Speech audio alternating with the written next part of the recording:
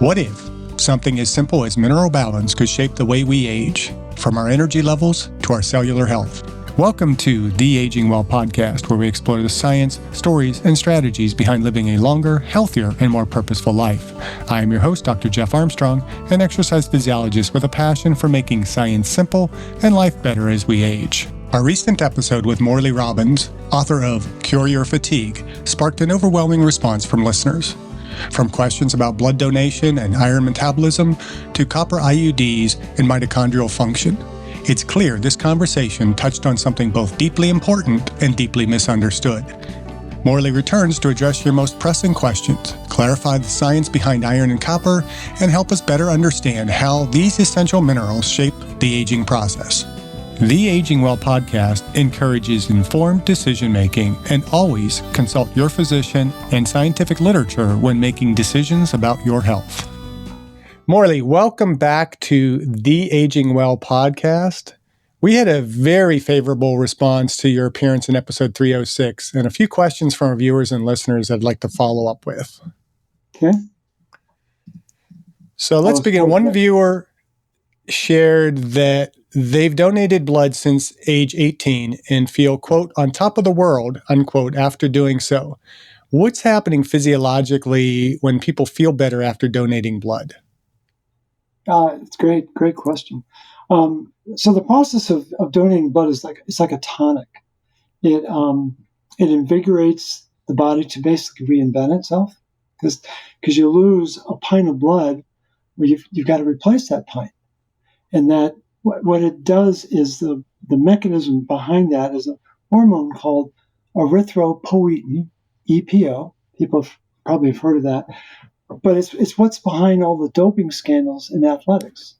Because the athletes figured out that EPO means more red blood cells, means more oxygen, means more energy, means more bling at the winner's circle.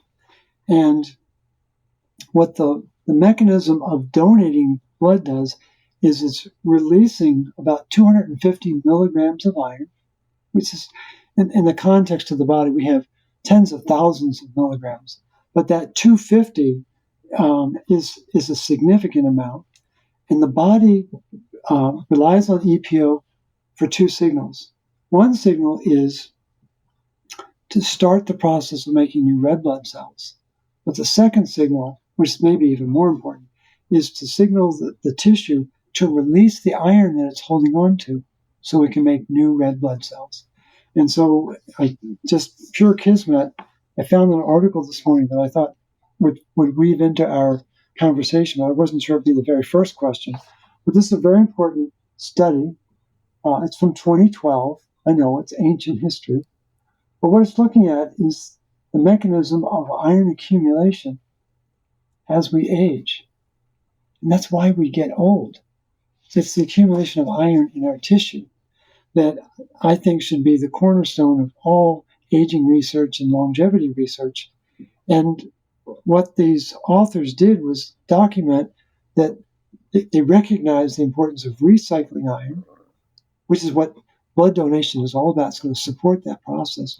But they highlight the fact that the doorway to release the iron is called ferroportin.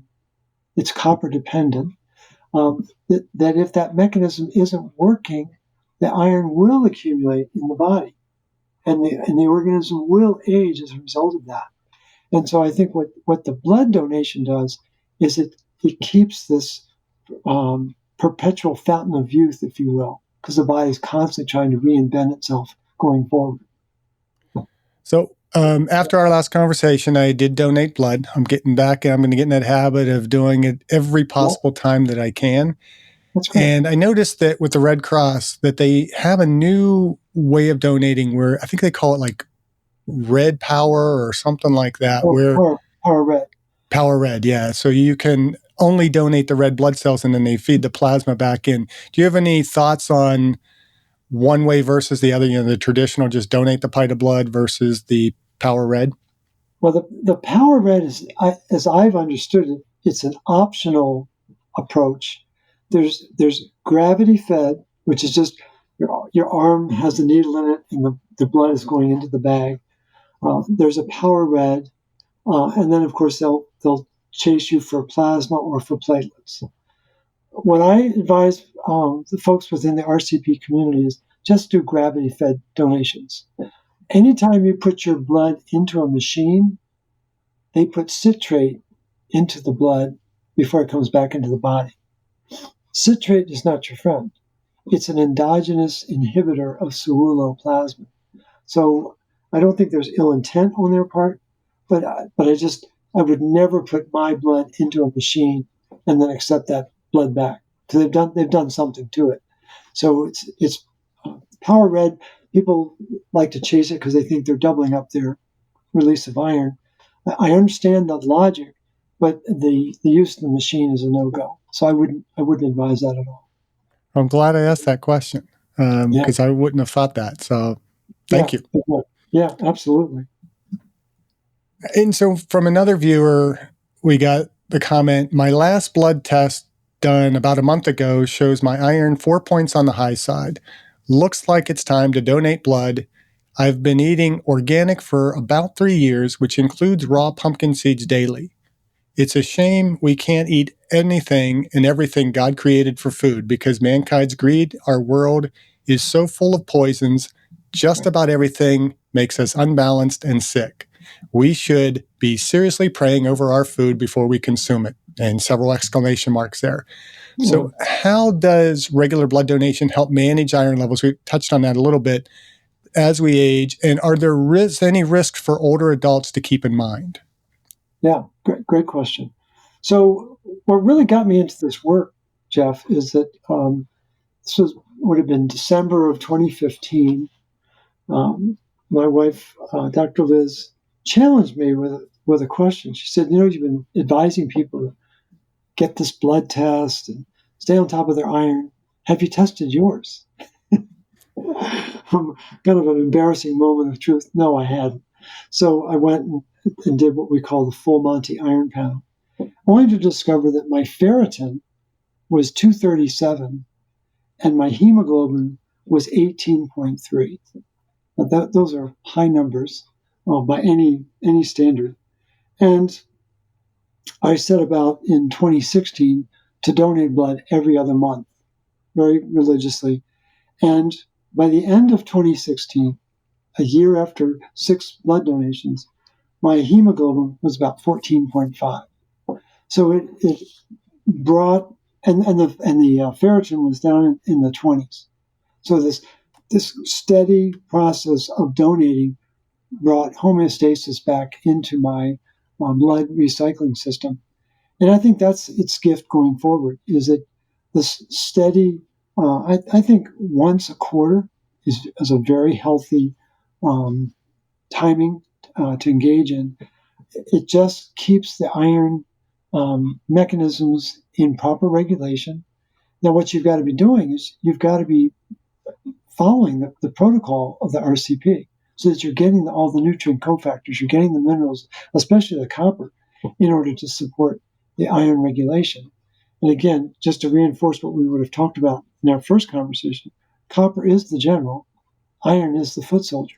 So you've got to make sure you're getting the copper, not just in the nutrient-dense foods, but I think you're duty bound now to use a supplement because the world of modern farming has changed our access to minerals. So I think it is a very healthy combination of the blood donations coupled with an ancestral diet, coupled with the RCP supplementation, and it seems to be working magic for a lot of people. If you're enjoying the Aging Well podcast, be sure to like, subscribe, or follow on your favorite platform so you will never miss an episode. And if you find our conversations helpful, please share the podcast with a friend because aging is something we're all doing and we're better at doing it together. And support our guests in this podcast financially by visiting the affiliate links in the episode description below and use the links or codes provided for discounts on products we have vetted and feel comfortable recommending to our valued viewers and listeners. Thank you, and now back to the podcast. And just to kind of reiterate that, what are the ancestral foods that you recommend and the kind of dosages of the minerals that you would suggest in supplementation? Right. So we are fully on board and endorse the Weston A. Price diet. Again, it seems to be the most. I think it's been very well studied. I think what Dr. Price did was legendary, but it isn't just based on one society. It was multiple societies around the world, and I think there's real value and importance to that. But again, what we've got to do is, if that's the base, then we've got to make sure we're doing the RCP to get the minerals and vitamin cofactors to support the physiology. What we lay out in the protocol itself is the amount of minerals, the amount of vitamins that people should be getting. We don't get overly prescriptive, but we try to be very mindful of the fact that people do need direction. And so we're very prescriptive about the phasing of the protocol, the starts of the protocol. But we're trying to be sensitive to the fact that there is a pretty wide diversity in the population, but people seem to be responding very well to like regular adrenal cocktail intake, 2 to 3 a day. They respond well to mineralizing their food, or especially mineralizing their water. They're responding well to making sure that they're getting the magnesium and the copper that we call for. And we're very clear about magnesium should be 5 milligrams per pound body weight. With copper, we encourage people to start around 2 milligrams of copper a day, work their way up to 4 milligrams. Some people seem to need as much as 6 to 8 milligrams of copper, and that's fine. They've got to experiment with their diet and with what their requirements are to see what's the magic number for them. So we try to give people a fair amount of latitude, but it's just the overall structure of the protocol is designed to kind of thread the needle of humanity around the world to at least get them started. And what we encourage people to do is be curious and not concerned. Say, well, what happens if I did such and such? Just see how your body responds to that. I've had people ask, well, can I take 6 or 7 or 8 copper of the recuperate? I said, well, I wouldn't advise it, but see how your body responds to it. And in some cases, it's been very beneficial. In some cases, people said that was too much, and they dialed back. But again, I don't think there's any harm in that process of pushing the edge of the envelope to see how the body responds, and then you decide whether that's what you need or whether you need to throttle back. So what are your thoughts on 1-a-day vitamins? I would encourage people to give them to the neighbors that they like the least. That's to the point. Yeah, exactly. It's people regard it as a life insurance policy. I don't think it's that at all. I think the nutrients in there are, for the most part, almost exclusively synthetic. The ratios are way off. The B vitamins are all synthetic. There's way too much iron, way too much zinc, not enough copper, never enough magnesium. So it's just, I think they're convenient, but they don't deliver what people need in the way of recovery. Okay. Well, we also had a listener note, and I know we've kind of discussed this, and I thought we covered it as best it could be covered in the episode, but let's just kind of go back to it. A listener noted that they heard, quote, nothing about how iron enters tissue, end quote, in our conversation.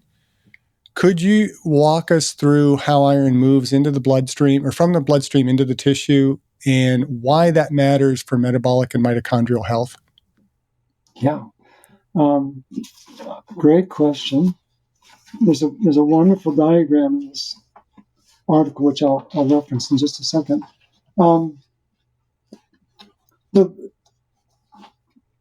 weakness of most articles on iron metabolism is they obsess about absorption of iron in the diet.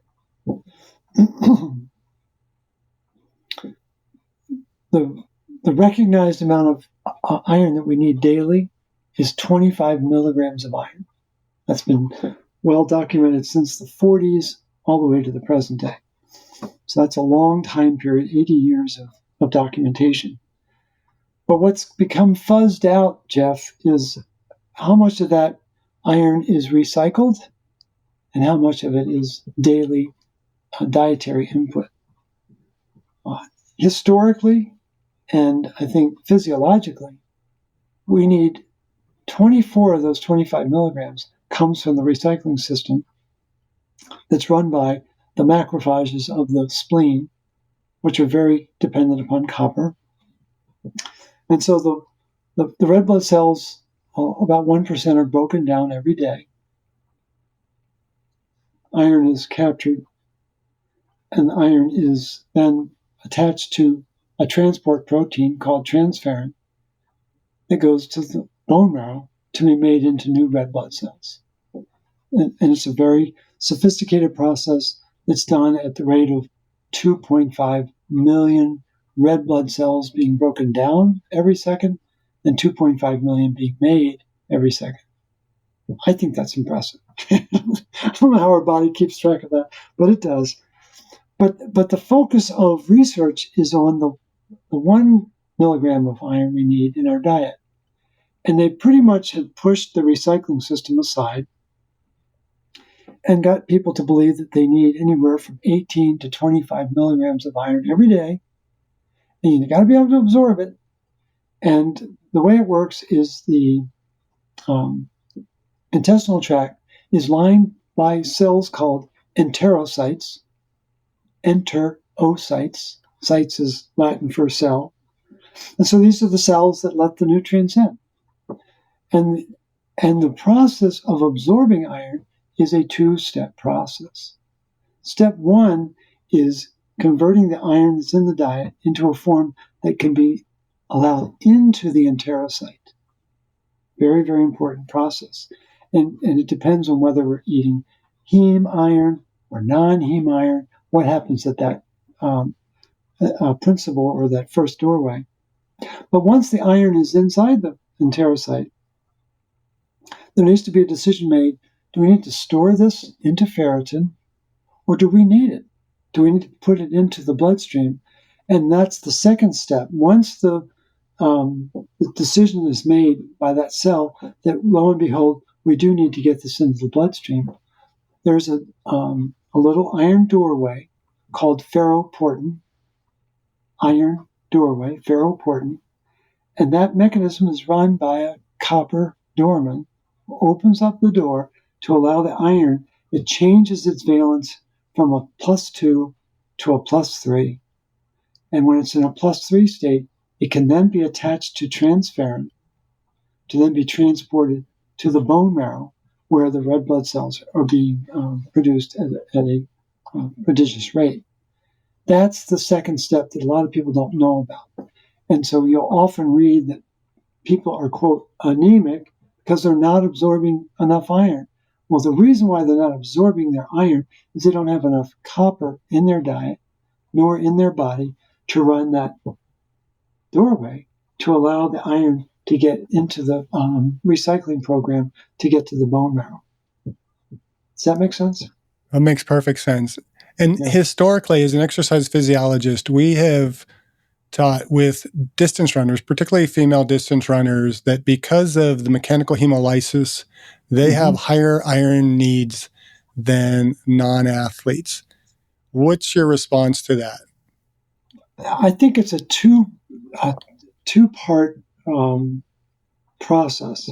There's no question that hemolysis is taking place, especially for the runners. I mean, well, most athletics involves running, but there's no question there is an increased breakdown of red blood cells as a result of that. I think the other part that needs to be factored into this is just about every athlete I know runs on fuel called adrenaline. If you're in any kind of competitive sport, the adrenaline just takes over. And what adrenaline does is it triggers a mechanism called STAT3. I've forgotten what the initials stand for, but it's very powerful. And that STAT3 triggers the production of hepcidin, which is the iron hormone that most people don't know about. So you have in the world of iron regulation, you have a positive regulator and a negative regulator. A positive regulator is like your parents when you were growing up. They wanted to make sure you were fed, clothed, you got your sleep, you got your homework done. They were very committed to making sure you were doing okay. The negative regulator would be like a SWAT team. They just break the door down, make sure you're getting stuff done, and it's not as much fun as interacting with your parents. Well, the positive regulator in iron metabolism is ceruloplasmin, the copper antioxidant protein. The negative regulator in iron metabolism is called hepcidin. Hepcidin is a very powerful peptide that shuts down the ferroportin doorway, which is not a good thing. And so you do have this increased hemolysis that's taking place, but you also have rising levels of hepcidin that are stopping the iron recycling system. And so in that situation, as hepcidin is rising, the iron is being sequestered in the tissue, especially the muscle tissue. And that's what this article is particularly adept at explaining. I'll make sure I send this to you because I think you'll enjoy it as an exercise physiologist. You'll understand like that. Oh my gosh, there's more to the story. And so the part that people need to be thinking about is something called the labile iron pool. And it builds especially in muscle cells, but it builds in our organs as well. And labile does not mean happy or free. It means highly reactive. And so as we age, there's an increased buildup of the labile iron pool because the ferroportin doorway isn't as efficient. Why? Because we don't have the same amount of copper in our body in our 70s and 80s as we did when we were in our 20s and 30s. There's this natural drop-off, in part because our digestion changes as we age. Why is the digestion changing? Because we're taking on more iron and it's not being efficiently moved in our body. As we get older, we have more stress in our lives. That's a fact. Well, what does that stress do? It creates oxidative stress in our body, which only adds to the iron accumulation. So I think it's important for people to realize that there are very sophisticated mechanisms for taking up iron. There actually are, truth be known, there's 9 doorways for iron to get into the cell. There's only one doorway to get out, ferroportin doorway. And what this article is very good at doing is putting the spotlight on how fragile that doorway is to stress, to iron buildup, and things of that nature. And so I think people just need to know that the body is elegant in its design. It just needs simple nutrition, very targeted nutrition, to make sure that these doorways are in fact working and that we're engaged in a steady program of blood donation to keep that mechanism alive going forward. So for the female collegiate distance runner, you would suggest really focusing more on healthy diet, copper in the diet, not taking an iron supplement, and making sure they're focusing on minimizing stress and getting plenty of rest? Absolutely. I think that the conditioning of society in Western civilization is take as much iron as you want. I think anyone who reads this article would stop that in a nanosecond. It just makes no sense to be doing that. I think we're missing critical components of the process because of the inherent bias in the system today. Both the clinical and nutritional system, and just no real consideration for the interaction between copper and iron in our physiology. So speaking of interactions of copper with other minerals, we had another listener who wrote, quote, "My copper number is okay. It is the ratio with zinc that is the problem. The zinc to copper ratio is 17.78. Copper to potassium is 8.8. And she said, "Can you please shed some light on my issue? Thank you," end quote. Well, I don't ascribe to the zinc-copper ratio. That was the brainchild of Carl Pfeiffer back in the 60s. And he was a principal in the MK Ultra Mind program. To me, that invalidates him as a scientist. I don't regard his work. And so in the 30s and 40s and 50s, the obsession was copper and iron, because the scientists were trying to understand how's energy being made in the body. It's all about copper and iron. Iron's delivering the oxygen. Copper is the chef converting that oxygen into water. And so where I think we took a hard right turn recently was with COVID. And a lot of people got spooked by that experience, understandably. I think we were all affected by that. But far too many people were engaged in what's called the COVID cocktail, taking high dose ascorbic acid, high dose vitamin D, and high dose zinc. Well, that's the perfect triad to kill copper metabolism in the body. I've got a series of citations that I can share with you where zinc is proven to shut down complex 4 of the mitochondria. Zinc is proven to shut down the ceruloplasmin ferroxidase enzyme. Zinc is proven to block copper uptake in the intestine. And there's 2 or 3 other mechanisms, but those are the big 3. And so we live in a world that was fearful that, well, we need zinc so we can stop the replication of the virus. Well, copper kills the virus. That was well documented centuries ago. Hippocrates was using copper as an antimicrobial. So no one was talking about the antimicrobial properties of copper. They were fixating on let's not replicate the virus. And I think people got misled and misfed, as I say it. And I'm not worried about the copper zinc ratio. But what I would be intrigued to do with this individual is the full Monty iron panel. Find out where she obviously knows, or he or she knows where their copper is. I'd love to know where the ceruloplasmin is. I'd love to know where the iron markers are. I'd like to know where zinc is in relationship to the copper and the iron. And I'd like to know where vitamin A and vitamin D are, because they're very instrumental in this. And so I recognize the impact that between zinc and potassium. Potassium is under attack in our diet. I don't think the food is producing as much as people think it is. But what is an established fact, this goes back to 1962 by Dr. Ferris at Yale Medical School, is that vitamin D supplements cause renal potassium wasting. And all you got to do is a hair test for someone who's doing steady intake of vitamin D supplements, and you'll see that they have next to no potassium in their hair sample. That's not a good thing.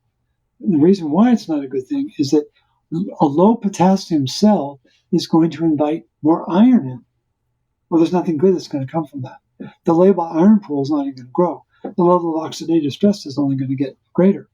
And so people need to step beyond the conditioned narrative about zinc-copper ratios or zinc-potassium ratios and step back and embrace, where does copper fit into this mechanism? Where does copper and iron fit into this mechanism? And make sure that they're not distorting their copper-iron metabolism because they're worried about zinc. And then the last thing I would add is that the way I approach all of this thinking and supplementation is from an energy perspective. What does it take to make more energy? Zinc has nothing to do with energy production. Absolutely zero involvement in the mitochondria to make energy. And so to me, that's an absolute critical underpinning of understanding that we shouldn't be fixating on one zinc because it does have this inhibitory effect on copper uptake, and it's going to blunt iron metabolism going forward. And so there's a lot of confusion around that. So how does unregulated iron deposition affect aging and inflammation? It's like overeating, creating obesity. I mean, it's just again, we've been trained to believe that we need as much iron as we can get our hands on. And according to the iron biologists, people like Rosio or Harrison or Douglas Kell, people at that elite level, we only need 1 milligram of iron a day. And all you got to do is look on a cereal box to see how much 2 bowls of cereal is going to deliver in the way of iron. It's going to be upwards of 36 to 50 milligrams of iron. That's a lot of iron. Now, are we going to absorb all of that? No, probably not. But we're going to get exposed to too much of it. And no one is questioning that. No one is saying, well, okay, I need this iron. Does iron have a relationship with another mineral? Well, yes, it does. But that's not openly discussed or taught in nutrition schools or practitioner schools. And so iron is the mechanism of aging. Iron accumulation, you look different today than you did 30 years ago. And I would argue that it was just as I do. I'll be 73 in a couple of weeks. And I look very different. I should show you my picture when I was 23 years old. Shock of curly red hair. I was a very different looking dude. And, do I miss that a little bit? But I have more energy today than I did 20 years ago. I'd rather have the energy than the red hair, to be honest.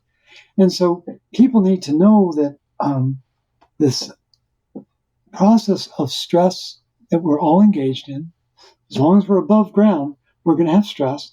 Well, the stress creates iron accumulation. Where? In the mitochondria.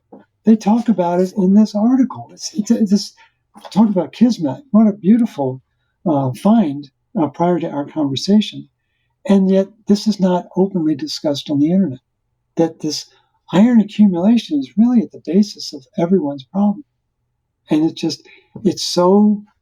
right here, but we don't see it because no one connects the dots the way we're trying to do here in this exchange, Jeff. So another question came from someone who had a copper IUD for a decade. And she asked, would you still want to take copper? Great question. I've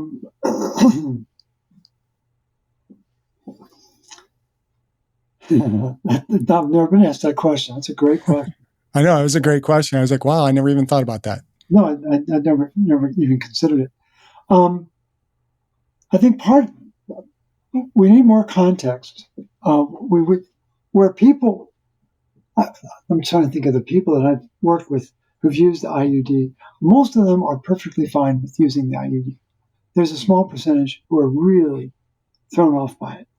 And I would say that they are the copper deserts that gets this source of copper that's having an effect physiologically to mobilize iron. So that if someone is low in copper, they're going to be high iron in their tissue. That's an absolute axiom that you can count on. And that research goes back to 1928. So a low copper body is going to produce a high iron body. Or low copper diet is going to produce a high iron body.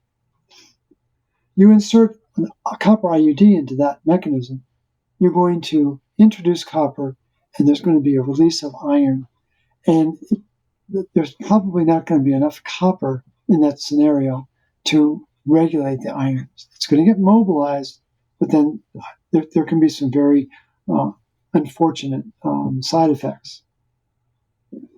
So would you then add copper to that? I know that the people who've used RCP have had much better experiences with their IUD than they did without it. And so I guess that would be the obvious answer, is that the nutrient cofactors that go into the RCP are going to make the copper more bioavailable and help to manage the iron.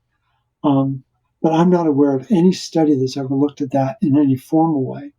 It just intuitively would make sense that the body would be seeking a spectrum of support, not just this isolated IUD mechanism.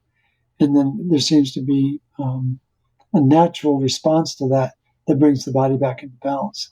So I guess on reflection, it makes sense to take the copper, but in the context of the overall protocol, not just copper alone in that sense. And I would assume it's probably the same situation. We have a lot of these like clothing materials and braces and things like that people are putting copper in.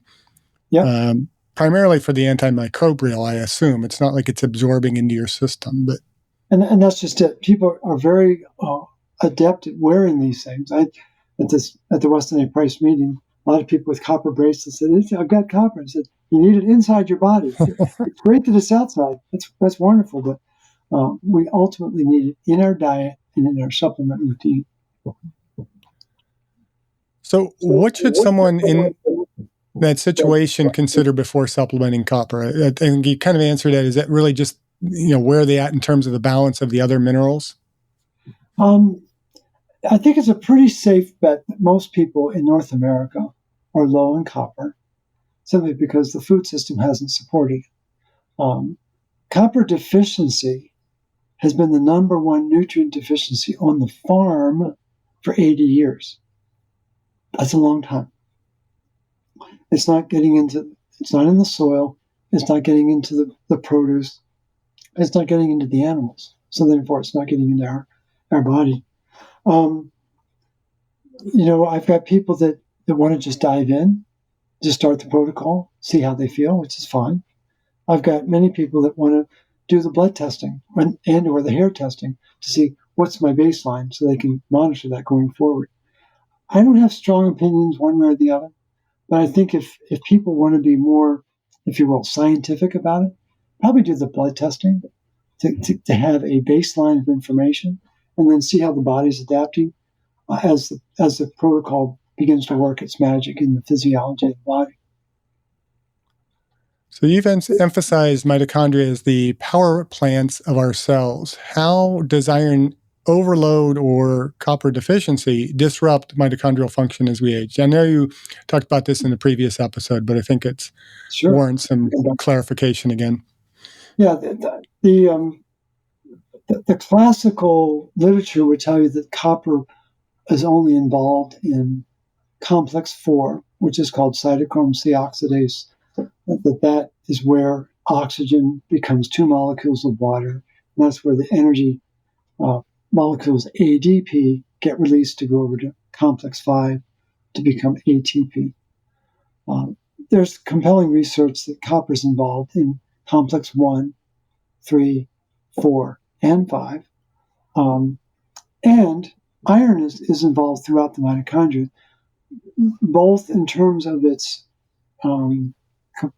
participation in iron-sulfur clusters, which are the physical infrastructure of these complexes are dependent on these iron-sulfur clusters.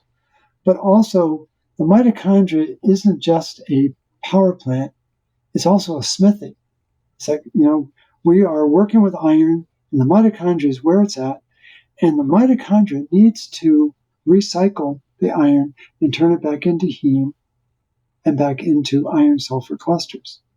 That process of doing that requires copper. You cannot make heme in the body without copper. 4 of the 8 enzymes are copper dependent. The iron-sulfur clusters are critical, or the rate-limiting variable is called glutaredoxin 5. It's a copper-dependent mechanism to allow the final stage of making the iron-sulfur cluster. So the process is that if the mitochondria doesn't have adequate levels of copper in the matrix and in these complexes, it's going to lower the energy production. And then what's also going to happen is the doorway, the iron egress doorway, which is called ABCB8, very important, doorway in the mitochondria, is not going to open up. So the iron can't get out of the mitochondria.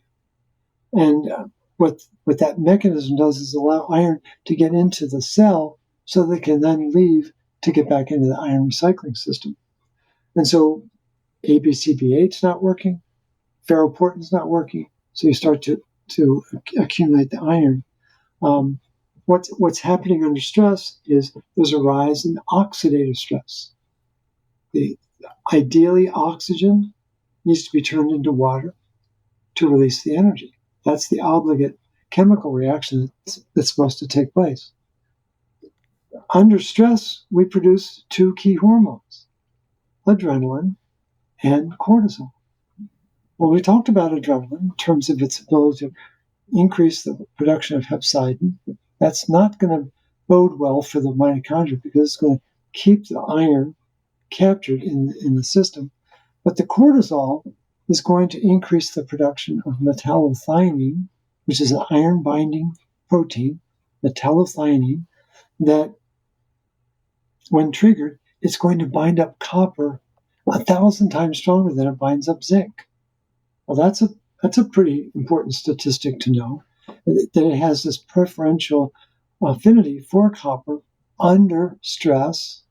And so under stress, we've got the copper's being bound up, but iron is being accumulated in the tissue, and the energy production is dropping. That's a wicked combination. And so the goal is to recognize that you're under stress, see if you can change your lifestyle. That would be one obvious thing. Try to do emotional release techniques to release the fear that you're broken or that you're stuck. That perception that I'm stuck, that I'm dealing with what's called restraint stress, is very damaging to the balance of the body and the mitochondria. And again, trying to restore the energy production in the mitochondria is really critical. And there you're back to the diet. We were designed to eat our meals sitting down, but not driving the car. Too many people, I think, are cutting corners, that they're in a hurry, got to get my meal. And we have to really step back from our lifestyle and say, am I allowing enough parasympathetic expression of rest and relaxation to deal with all this stress that I've got in my typical day-to-day life? So you've answered the question I had about what we can do, especially in our 50s, 60s, and beyond, to support mitochondrial activity. So I don't have to ask that question. But I have a question. And all of the listeners are curious about the peptide GHK-copper, which has been gaining a lot of attention in regenerative and anti-aging circles. We recently had as a guest Dr. Nayan Patel, who has a very novel product which has a unique transdermal approach to absorption. And his company's introducing a GKH peptide, copper peptide product here very soon. And I just recently tried it, and I was fascinated by the results.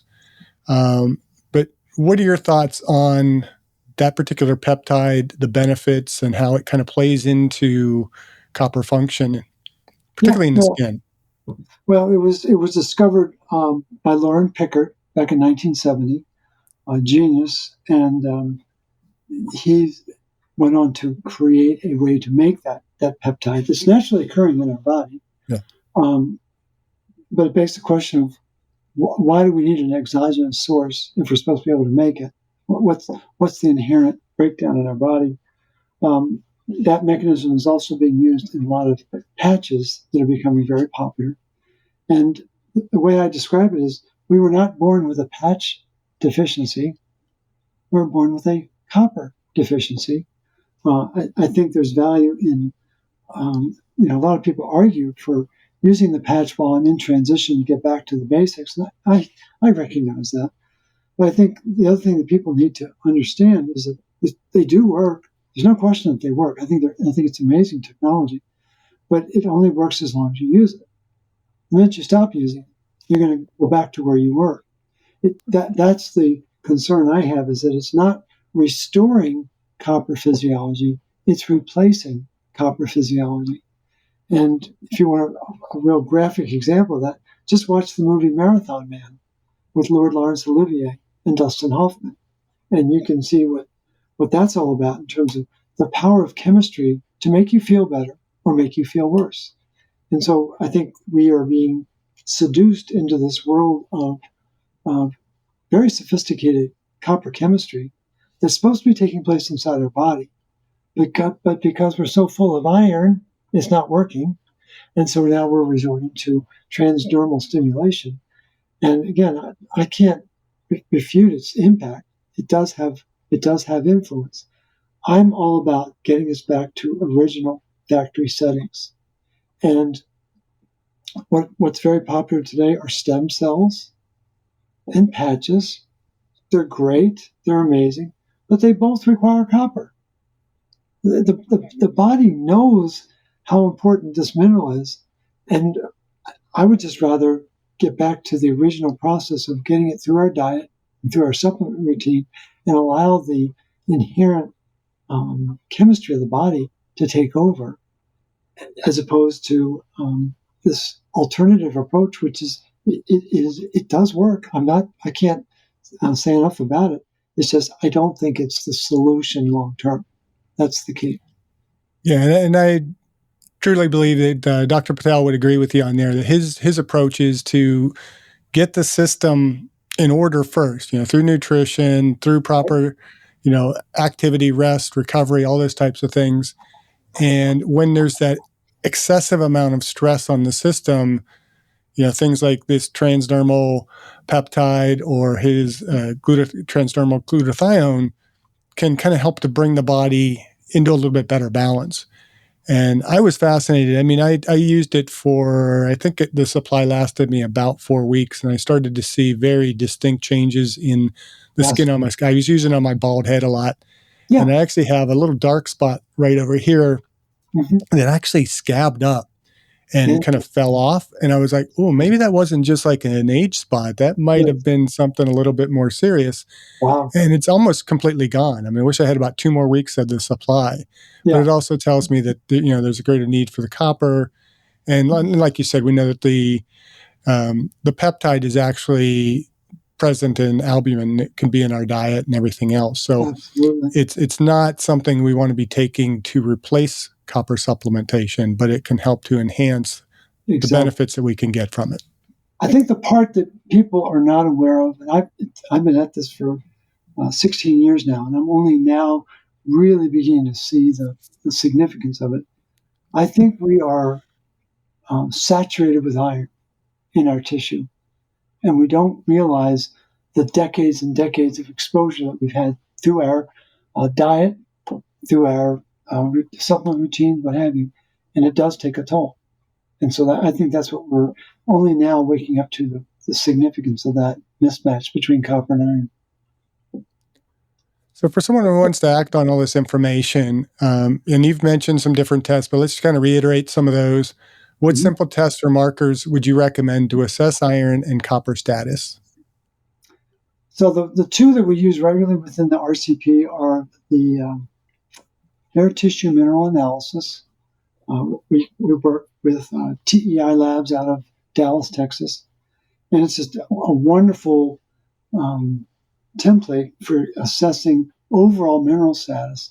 But what you can really quickly size up is this person under stress?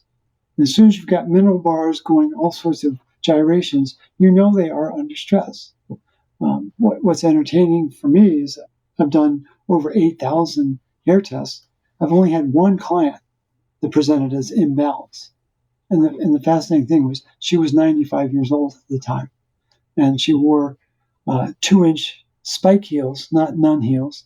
And she had more energy than her 70-year-old daughter. So it was a very revealing test to say what is, living a good, healthy lifestyle all about. And it does present in the hair. The other is we do what's called the Full Monty Iron Panel. It has just over a dozen blood markers. What we're particularly focused on is all of the iron markers, the hemoglobin, the ferritin, and the serum iron, but also the percent saturation, transferrin, things of that nature. We want to know about copper and ceruloplasmin. We want to know about zinc. We want to get behind the balance between vitamin A and vitamin D. And so with that simple blood test, we're able to get this working gestalt, if you will, this overview of how the body is operating and where is the stress in the body in terms of its ability to stay in balance. Those are the two primary tests that we use regularly, and they seem to have great symmetry with each other, and they complement each other in terms of what the minerals are representing in the way of balance or imbalance. And so we have practitioners around the world that do this testing. They can order the testing and send it to people. TEI has labs all over the world, which we regularly work with. And then the blood test is pretty much a domestic test, but there are corollary tests that are available in the UK and in Canada and in Australia, not so much in Europe or Asia, but quite a bit of the world's population can have access to that blood testing, depending upon where they might be residing. And our viewers and listeners can find access to that through your website, which we'll provide a link for. So. Right, and that's in the resources tab of the website. Absolutely. And so are there practical evidence-based steps for rebalancing minerals without creating new imbalances? And I know the answer to this, but our listeners might not be listening. Yeah, right. Well, I think what we're trying to do is restore what's missing. And I mean, the overall broad strokes of the RCP is to lower the iron footprint and increase the copper footprint in the body. But we're very attentive to minerals in general, but especially the electrolytes, but within that, the magnesium and the sodium and the potassium. We're not as worried about zinc. I mean, a lot of people think that we should be fixating on that zinc-copper ratio. We don't. And what we're really trying to do is honor the wisdom of the body and its clear preference for copper metabolism. But it's not widely known until you get into the research. When you get into the research, you find out there's a wow factor to how important copper is. Again, that is not well understood or well taught in training programs, but that's the fact of the matter of how the body works. So we're very sensitive to minerals in general, but we know that there's a pecking order. We know that copper and magnesium and iron are a very important threesome that we have to stay on top of and keep in track through our diet and through our stress management techniques. So our mutual friend, Patrick Sullivan, when I interviewed him last year, actually almost about a year ago, he very eloquently presented the importance of thinking of like potassium and it was potassium and calcium and am I getting to know calcium and magnesium, potassium, and why am I drawing a blank here? Sodium. Sodium. Thank you. Presenting them as a kind of a seesaw in balance and the importance of that balance. Do you see any other minerals that have kind of that seesaw approach that we need to consider? Copper and iron, not copper and zinc, but copper and iron, very, very important. And I think vitamin A and vitamin D, they definitely have a seesaw relationship. I think if you really get into the bowels of the research, there probably are dozens of pairs like that, but those would be the dominant. The electrolytes, just as you've noted from your conversation with Patrick, and then we get into the copper and iron, and then the fat-soluble vitamins A and D. There's some discussion about is E and K another pair. I'm looking into that now. I would suspect there probably is a relationship. was not easily identified in the research. But the symmetry of the fat-soluble vitamins is fascinating to explore, and I think they're very important to our overall day-to-day balance and homeostasis. That's probably not wise for our viewers or listeners to hear somewhere on the internet some influencer saying that this particular supplement, vitamin, whatever, is your fix-all for aging well, and to just jump on taking that one thing without considering how it disrupts all the other systems in the body. Am I correct there? Yeah, I see. I think the part that's missing is people don't realize how directly you can correlate iron intake to aging. And there's a lot of compelling research out there that's in academic circles. It's not in mainstream circles. And given that, and given the natural pairing of iron with copper, it would suggest we need to be more mindful of that relationship. I think that the most overlooked mineral in the biohacking world and the world of longevity is copper, hands down. There just isn't enough attention given, and I think in part because they're not approaching these solutions energetically. The world of longevity should be based on how do we produce energy in an aging body.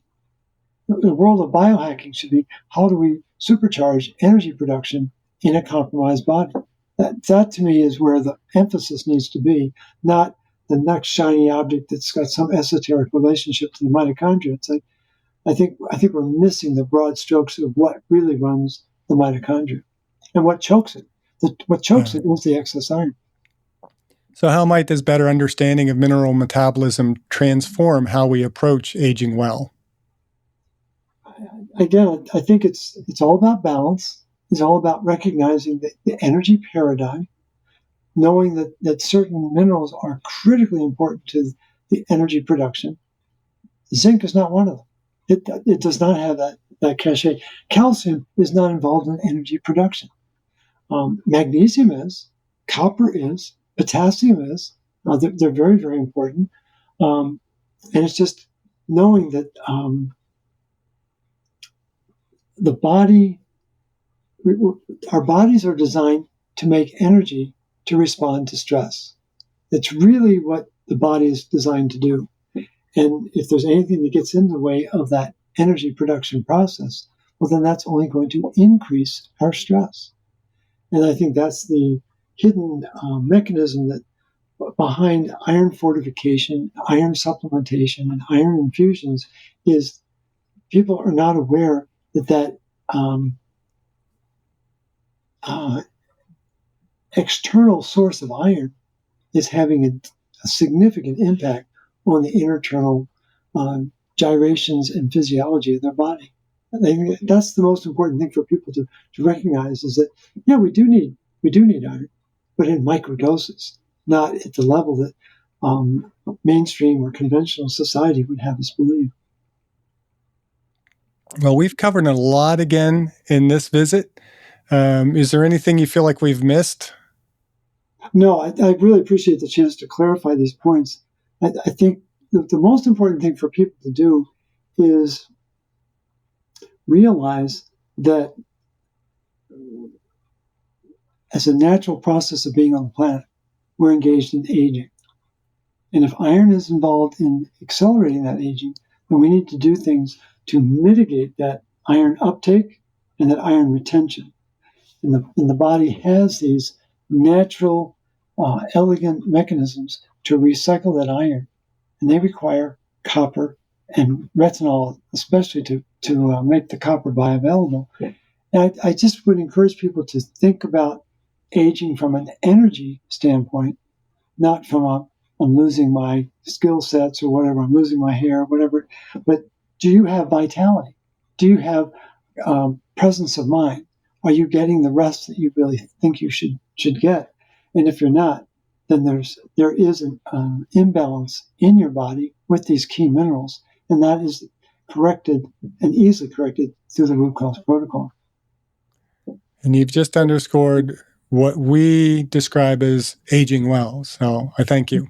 Well, absolutely. I appreciate the chance to come back at it and going forward as the questions continue. I look forward to that as well.